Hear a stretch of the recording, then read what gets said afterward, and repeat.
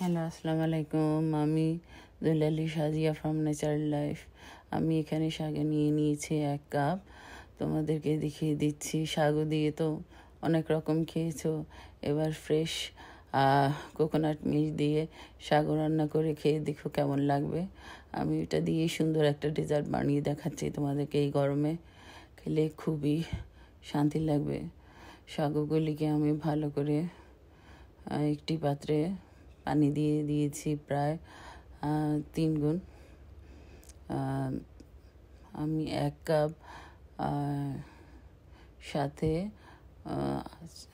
আরও 4 কাপ ওই কাপের পানি দিয়ে দিয়েছি। দিয়ে ভালো করে সিদ্ধ করে নিচ্ছি। ভালো করে যখন সিদ্ধ হয়ে গেছে, আমি এভাবে প্রায় 5 থেকে 7 মিনিট সিদ্ধ করেছি। সিদ্ধ করার পরে আমি ঠান্ডা পানি দিয়ে ধুয়ে নিচ্ছি, যেন দানাগুলো দানাদার থাকে সাগর।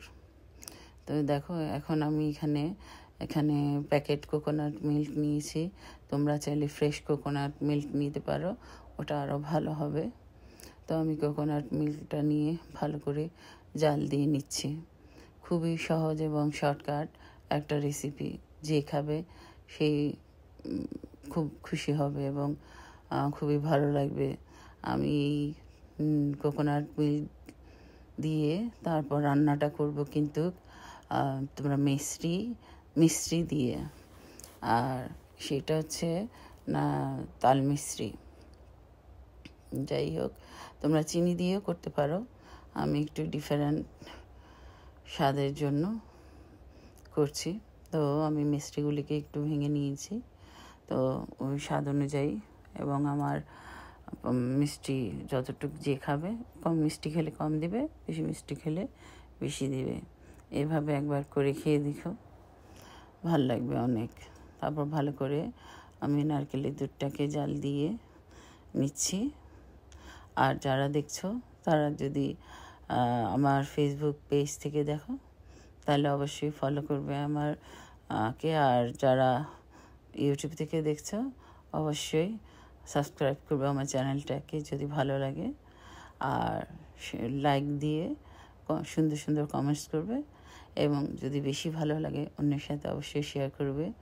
এই গরমে এরকম একটা রেসিপি হলে আর কি চাই। ঠান্ডা ঠান্ডা, এতে পেট ভালো থাকবে, মনও ভালো থাকবে এবং সুন্দর একটা ডেজার্টও হবে।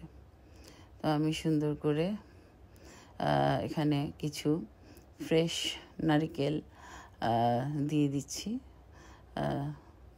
কোড়া, যেন আরেকটু ভালো ফ্লেভার আসে। দিয়ে ভালো করে নেড়ে চেড়ে জাল দিয়ে নিচ্ছি।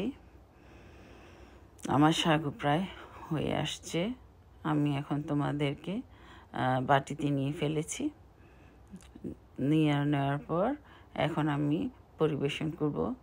কিভাবে খাবো এখন তোমরা এটা কেউ চাইলে এমনি খালিও খেতে পারো, আর একটু যদি ভালো করে খেতে চাও তাহলে যে কোনো ফ্রুটস দিয়েও খেতে পারো, তাহলে খুব ভালো লাগবে। আমি এখানে একটু পরিবেশনের জন্য একটা বাটিতে বেড়ে নিচ্ছি, এবং সাথে কিছু আম স্লাইস করে নিয়েছিলাম, সেগুলি দিয়ে পরিবেশন করব।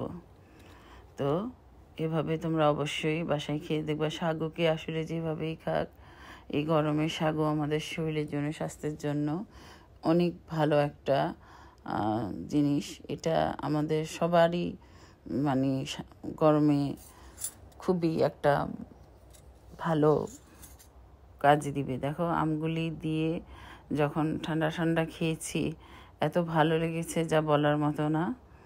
আর এভাবেই তোমরা পরিবেশন করবে। তো দেখতে থাকো। আজকের মতো আল্লাহ হাফেজ।